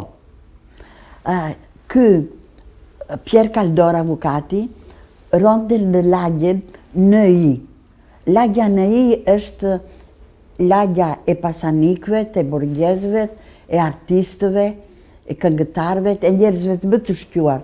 Elita franceze ron në NI. Boulevard Dickerman 42 e kishte shtëpin, dhe atje afër ishte Gérard Philippi, ishte Yves Montand, Simone Signoret bashkë me shokun e vet, ishte Jean Gabeni, Jean Mareja, ishin shumë artistë.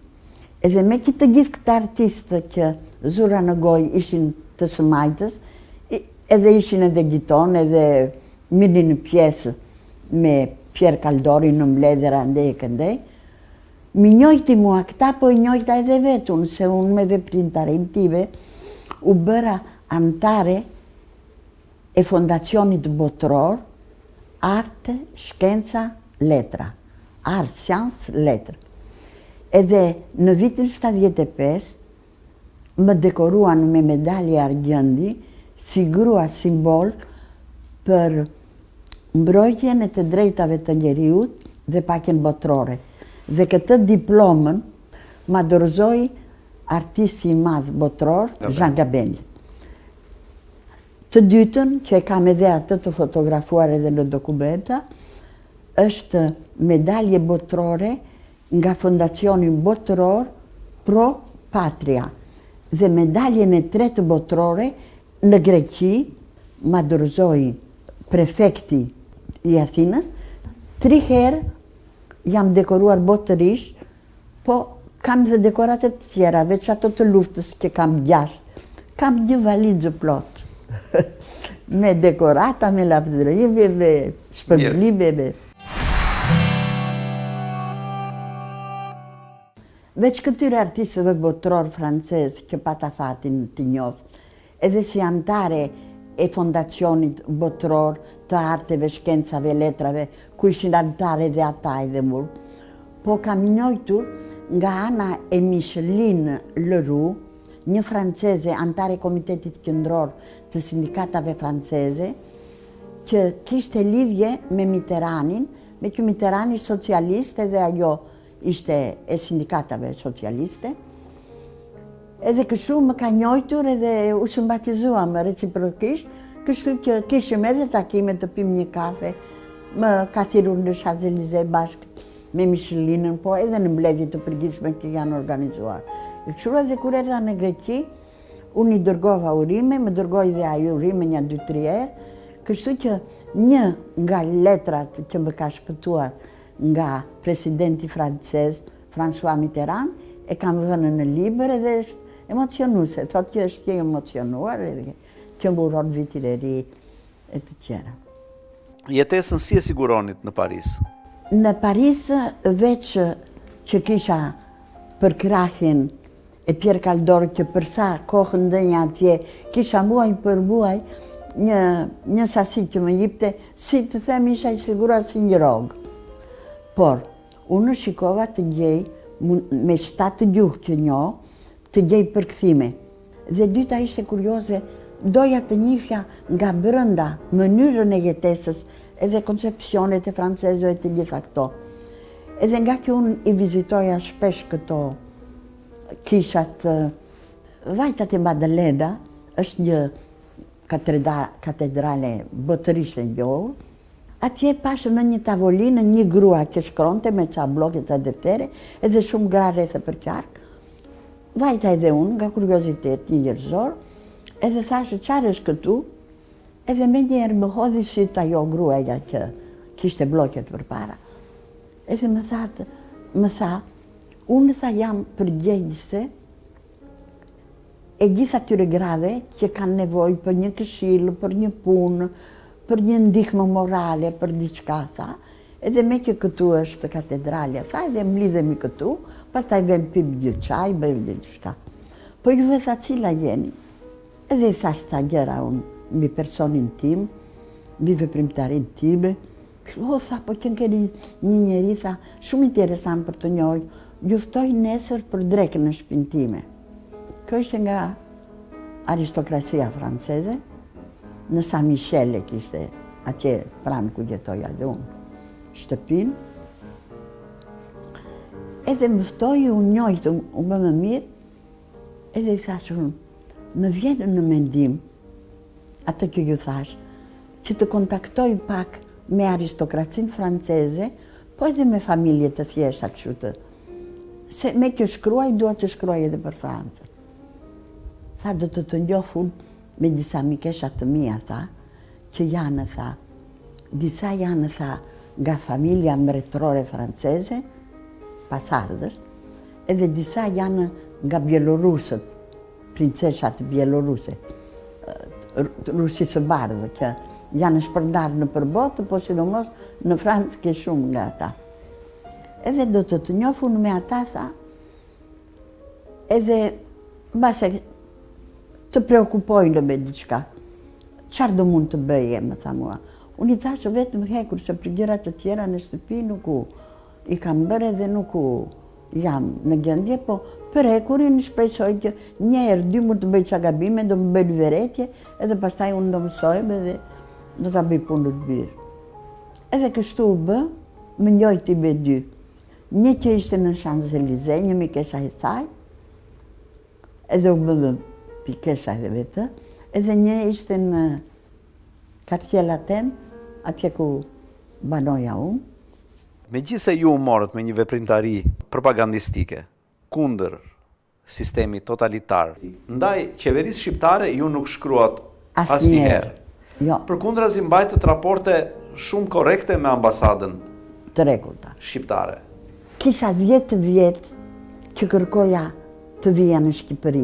Ndërkohë, kishit komunikuar me njerëzit tuaj këtu në Shqipëri? Njerëzit e mi më mirën në telefon, unë i mirja në telefon, ju shkroja letra plot me dashuri për Shqipërinë, e ato ngjetheshin edhe ju vite kështu, donin që unë të vija, të shifja. Mirë po, Enver Hoxha, me gjitha ato që kam përshkruar që më ka për krahur e ndihmuar në raste që kam patur probleme jetike, do me thënë nuk më dhjipte vizë për të ardhur, për të parë nënë që afronte 100 vjeç. As mua nuk më jipte vizë të vija të shifja nënën, as nënës nuk i jipte vizë që të vijte atje. Pse i kishte kapur frika e propagandës së madhe që bëra unë në Perëndim kundra regjimit komunist totalitar. Edhe kishin frikë se do shkroja edhe për Shqipërinë.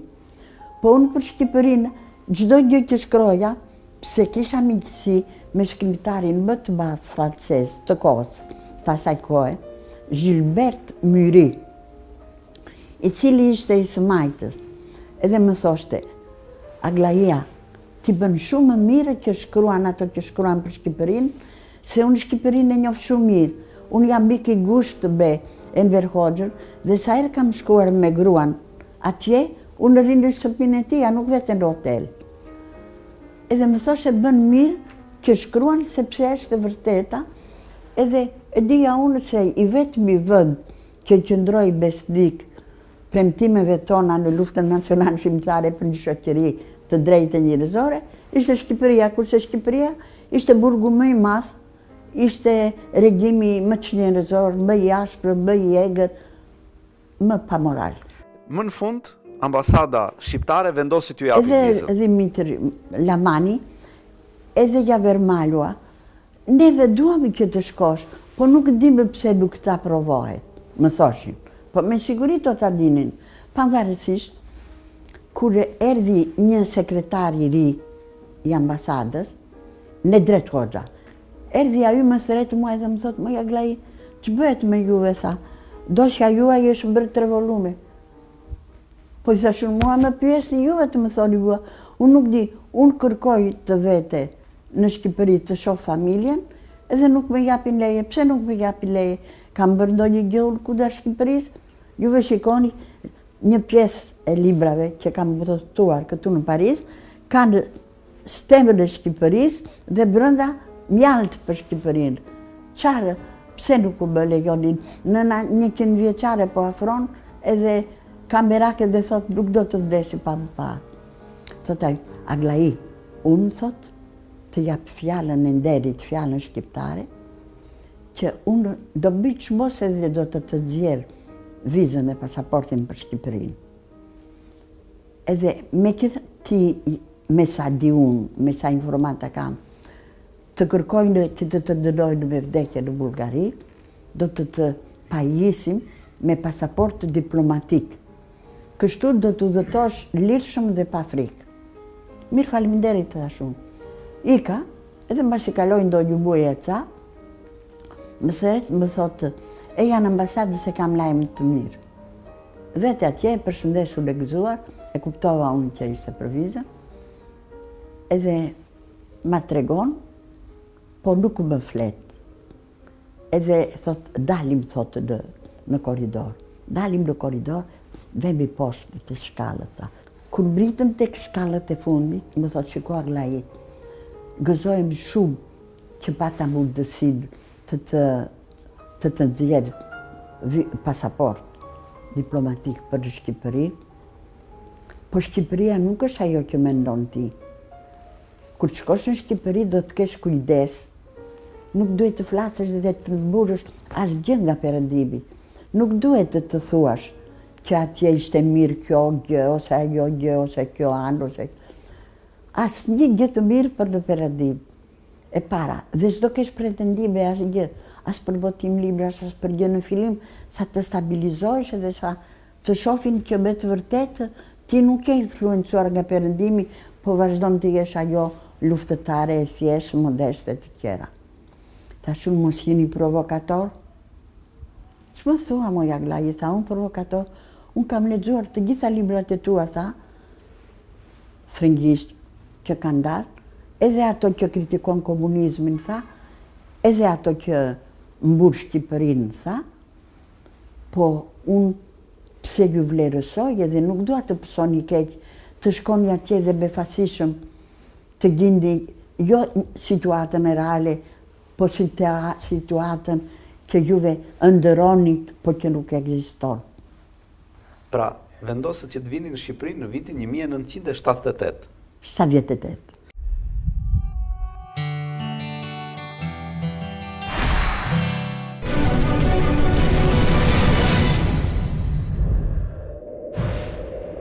Po çfarë priste Aglaia Zoton në Shqipëri?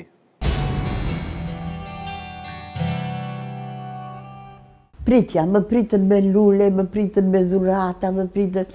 Ishin veç njerëzve të mi, mikë të familjes, që jem një familje madhe me shumë mikë, më shoqëruan në shtëpi, ndënja unë atje te lagja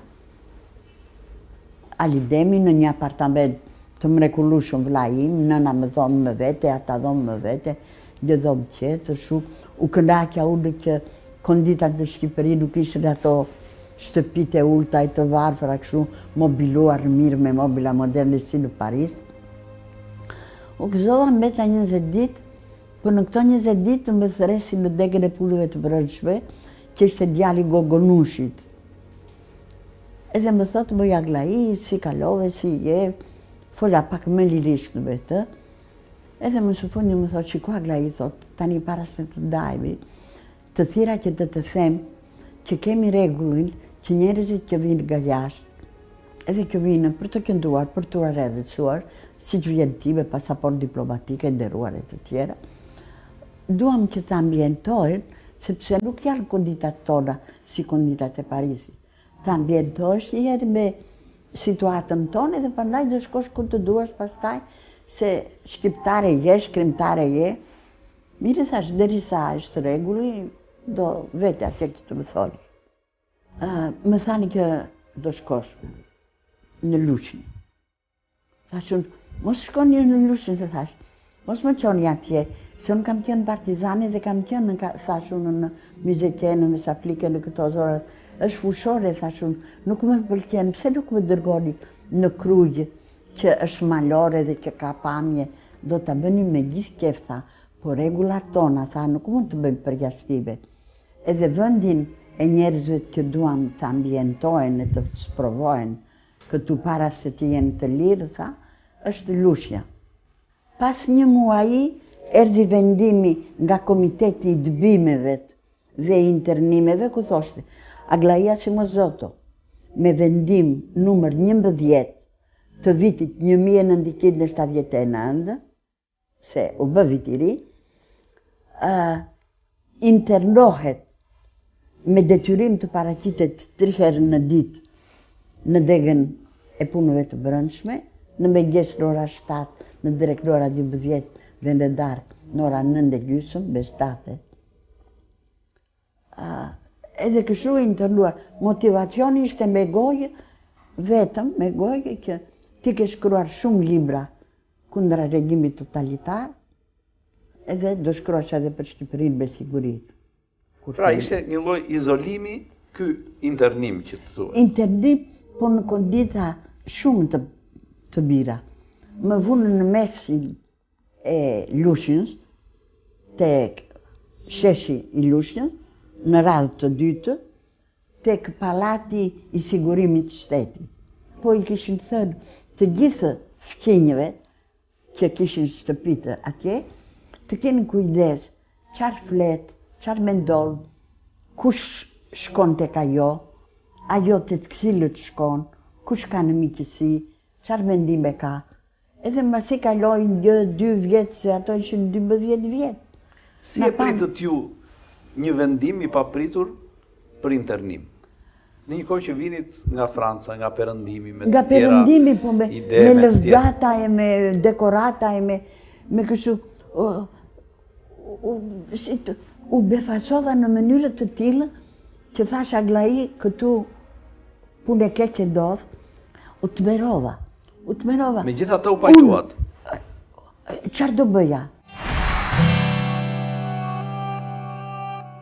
Më thatë që 3 herë në ditë ju paraqiteshit në zyrën e degës brendshme. Po. Ka ndodhur që nuk keni paraqitur ndonjëherë? Jo, nuk ka qenë. E para se në jetën time unë qysh fëmijë, kam mësuar nga prindrit e mi të jem e disiplinuar dhe të jem e përpik, të jem e sakt.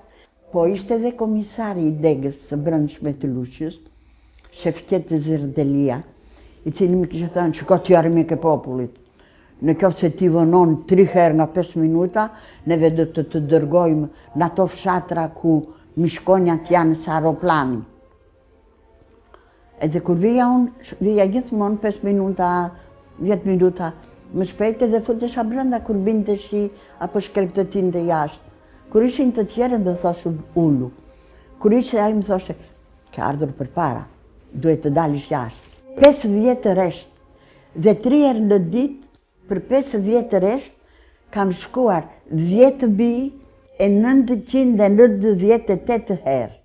Për 5 vjetë. Jeni paraqitur në zyrën e degës së brendshme? Në zyrën e degës së punëve të brendshme. Kur ishte bear, shkoja ose me motorin e vogël, me Peugeot, ose me bicikletën, edhe vija një këmbë në tokë, për para derës së degës, e dega ishte në një si kafazë kështu, ishte atje, edhe të gjithë oficerët rinin jashtë në diell. Edhe unë frenoja bicikletën, një këmbë për tokë, edhe jo bëja me kokë kështu, dhe ata më buzëqeshin e më thoshin, jo kështu po. Në mëngjes shpejt, erët, në ora 7, në drek në 12, dhe në darkë shumë vonë, më mirë qërë nga pas, më glishin pandalonat, më kafshonin në kofsh, më kafshonin këtu kam gjurma të dhëmbëve të qelit. Si ka qenë jeta juaj në këto 5 vjetë gjatë këtij internimi? Gjatë këtij internimi shpirtërisht ka qenë e plagosur sa zëmra kulon të gjak, se pyese veten edhe thoshte, po pse vetëm nga dyshimi që kanë, që unë mund të shkruaj libra kundra Shqipërisë, të më internojnë, të më lënë të lirë, edhe le të shohin se si do vazhdo jeta ime me sa do mire, me çfarë do mire, edhe çfarë do bëj. Ndërkohë marrëdhëniet tuaja me fqinjet, si kanë qenë? Me fqinjet të mrekullueshme, me lushnjarët të mrekullueshme. Shkoja të bleja bukën në dyqan se ishte me porcion, do me thënë, edhe i thoshin shitësit ose të kushkimet, jepi shokjes, shokje thoshin ata atere. Jepi shokjes, Jo thësha unë dori në radhë, po ma jipnin edhe unë e merja, i falenderoja të gjithë dhe ikja. Më donin kaq shumë, si kur isha deputet e tyre. Më mbaroi 5 vjeçari i internimit, që ishte me lik. Edhe pastaj, më thiri kryetari Degës, edhe më tha, kemi urdhër personal nga Ministri Brendshëm e Kuranisaj, të theresim këtu dhe të përgëzojmë për disiplinën që ke treguar që për 5 vjetë nuk ke vonuar njerë 5 minuta, ose nuk ke muguar njerë për gripa poftoja, për gjithçka, edhe që tani të jipet e drejta, si shkrimtare dhe shqiptare patriote që je, të udhëtosh në tërë Shqipërinë. Edhe unë e falenderova. Prandaj dhe lushnjarët ju kanë quajtur ora elektronike. Francezja, ora elektronike e lushnjës. Ju gjatë kësaj periude nuk keni punuar në lushnje? Jo, nuk kam punuar. Po si keni jetuar? Kam jetuar që kisha sjellur nga Franca ca dollar, edhe dolarët i kisha vënë në banka e shtetit. Do me thënë, ca dollar. Por filluan shumë shpejt të më japin 1000 lekë si veterane. Edhe këtë është ajo kontradita e dënuar politike kundra pushtetit, do me thënë e rrezikshme për pushtetin, edhe me japin 1000 lekë e veteranit. Do me thënë, ata e dinin vetë që unë nuk ishte e rrezikshme. Se më vinin njerëz nga Tirana, po njerëz me pozita, me përgjegjësi, që kishim miqësi familjare dhe më përpara dhe më vonë. Edhe shkonin te Dega, dhe pjesën Degën kemi ardhur të vizitojmë Aglaia Azoton. A bën, apo mos do tjetë diçka negative për neve? Jo, more i thoshin, shkoni ta shikoni lirisht dhe sa e të doni. Aglaia Azoto është njeri ujin. Po kur është njeri ujin, juve pse keni izoluar dhe internuar? Be ato punë, s'miremi neve, ato janë punët e partisë. Ndërkohë, kërkuat ndonjëherë të kontaktonit Enver Hoxhën, i cili në momentet caktuara të jetës suaj ju kishte mbështetur, qoftë me martesën, qoftë me studimet? Binin të veshit të Shurdhit. Kam shkruar pothuajse gjatë 4-5 vjetëve nga 1 ose 2 letra, që dua takim. Nuk më vinte përgjigja, derisa një herë aty nga bezi i internimit, më erdhi Leka Shkurti, që dërgoi Enveri dhe më tha, ka ardhur me porosin personalisht nga Enveri. Edhe tha, mendoj, më tha, se konditat i ketë mira. Shtëpinë ke shumë të birë, pension merë si veterane, nëna tënde merë pension nga Franca, me sa kemi marrë vesh popullit të do dhe e donë. Tha, ja, periudë është, tha, do kalojnë, si kanë kaluar 3 vjetë, do kaloj edhe mbetja, tha, edhe do vish prapë në Tiranë. Mirë po unë, me që më thanë mund shkojnë në Tiranë, zura dhe shpi në Tiranë, me qira edhe këshu, erdhe dhe më borë, më odhën në një kamion, edhe më solur në lushtë. Edhe këshu bëshë, ikja unë nga lushtë, shkoja në Tiranë, ata më thoshë, do rish këtu, deri sa të themi neve i. Po më kam mbaruar, më tregoni një shkresë që thotë që këtu, në mënyrë arbitrare, po që është kjo njeri, po kjo është terrorizëm. Do bësh këtë të themi neve, nuk do të lëvizësh nga lushja, po shtë thamë neve këput qafën.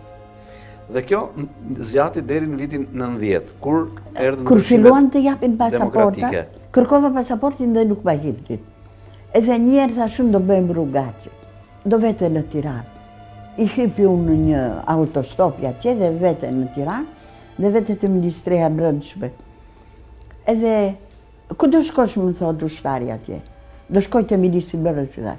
Ku je ti, tha, në Shqipëri, apo vjen nga Hënë, tha. Si do shkosh ta këshu? Ke leje e kanë... Në atë kohë Ministri Brendshëm ishte Kuranisaj. Thresum, dua Ministrin e Brendshëm. Dua Ministrin e Brendshëm. Njeri më shtim këndaj, tjetëri më të rejka ndaj, tjetëri këshu, dëgjon Ministri e dhe delte ndera dhe dhe. More, kush është ajo grua, tha ke thret, tha që e qmëndu. Silën i këtu, qarë do? Ju do juve, i thanë. Silën i këtu dhe. Më thonë atje, sa më pa mua të dera ju, priste nga Lebra Gjipedet. Moja Aglai tha, ç'bën ti këtu tha? Futu brenda tha të më thuash tha, çfarë ka ndodhur. Edhe më futi ndaj atje, thiri të na shkel një kafe një gotë me ujë, edhe ja tregova unë historinë. Një të ngritur telefonin, një të mbarë kryetarin. Kryetari në këtë kohë ishte një shkodran. Një bukurosh nga Shkodra, po një që më shikon të mua si kur tisha terroristja botrore. E merret në telefon, edhe i thotë që kam Aglai Zotun këtu, tha. Do të vite këty, tha, edhe dua nesër në ora 12 ta kem këtu bashkë me pasaportën e me vizën. Si urdhroni ai. Vete unë atje, të njëjtin ditë, e fillon të bëshaj, me fjalët më të dyra, kryetari Degës, s'to vjen turpe, maskareshe, ti që shkone na spionon tek udhëheqja, dhe udhëheqja na tërheq veretjen, edhe këtu ashtu. Thashun, do ma jipni apo s'do ma jipni? Do ta japin, tha, po kur të duam neve.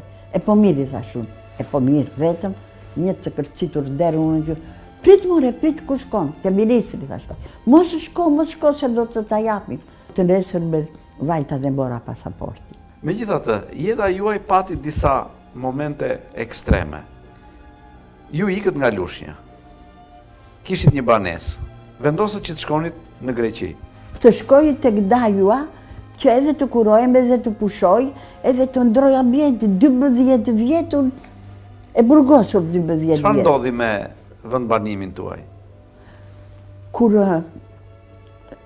mbasi kaloi një muaj e gjysmë, më thonë, më telefonon një gjitone, nga ato që i kishin thënë të shpionuar të shkretar, po, edhe më thotë, Aglaia, tha, të kanë thyer hekurat, thot, dhe janë futur në shtëpi. Pra banesën ja u morën? Banesën edhe e morën banesën edhe ishin futur komisari policisë së kuqe. Sa i ka unë në Athina, ju bë demokrat. Edhe, jo demokrati thjesht, po më përgjegësi dhe i dhanë shtëpin time. Po unë kur erdha, vajta tek të dënuar, tek ata të persekutuarit. Edhe më dhanë shkresën që e keni brënda në materiale, që thotë se shtëpia i është marrë pa drejtësisht dhe pa drejtësisht i është dhënë komisarit Huq të regjimin socialist, edhe që i është vjedhur tërë të bagazhe. Kishin lërë vetëm koltuke që smuti grillit. Kisha koltuke që si kishte Asra Mizalia prej lëkure.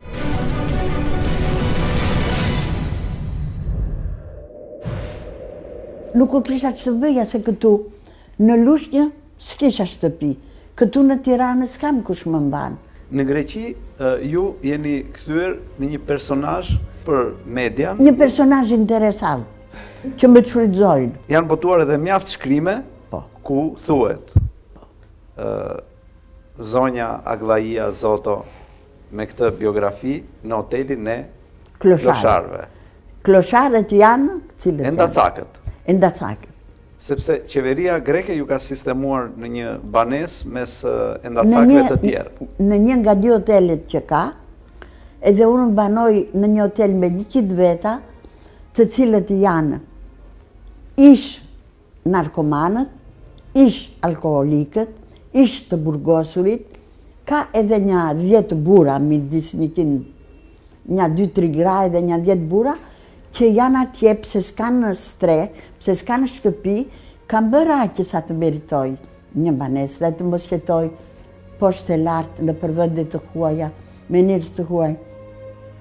Unë pse u ktheva në Shqipëri? U ktheva se dua të dheun, që të mblidhem në Shqipëri, pse të dërgjem unë në parazilet e Greqisë. Kam dhënë kaq shoqërisë sa në këtë moshë, para se të ndajem nga jeta, të kem edhe unë një fole që të këndoj për Shqipërinë me shkrimet e mia. Zonja Aglai, të falenderoj shumë për këtë bisedë që solle sot në Histori me Zhurmues. Unë ju falenderoj.